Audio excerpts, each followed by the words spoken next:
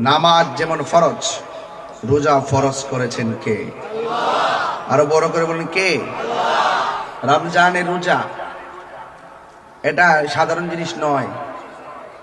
কেউ কেউ বলছেন, বিজ্ঞানীরা বলছেন রোজা শুধুমাত্র একটি আবাদত, এটাই নয়।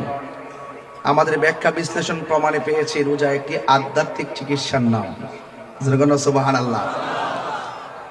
তরিকত তাসাউফপন্থীরা বলছেন রোজা শুধুমাত্র আবাদত নয়, রোজার মাধ্যমে স্বয়ং আল্লাহ পাকের খুব নিকটে চলে যায়।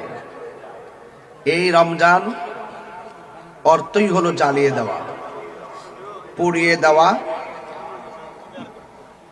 ভস্মীভূত করে দেওয়া।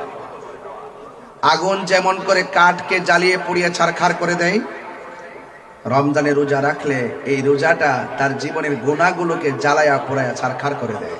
সুবহানাল্লাহ। আমার ভাইয়েরা, রমাদান খুব গুরুত্বপূর্ণ মাস। যে ব্যক্তি রমজান মাস পাওয়ার পর রমজানকে সম্মান দিতে পারল না, তার জীবন ধ্বংস। যে ব্যক্তি মা বাবা পাওয়ার পর মা বাবাকে খেদমত করতে পারল না, তার জীবন ধ্বংস। এই জন্য রমজান একটি মেহমান হিসেবে এসেছে, তাকে সম্মান করা আমাদের সবার দায়িত্ব।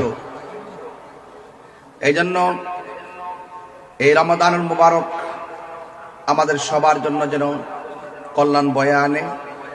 এই মাহফিলটার উসিলাই যেন আল্লাহ পাক এই এলাকার গোরস্থানের কবরবাসীর কবর আযাব মাফ করে, বলুন আমিন।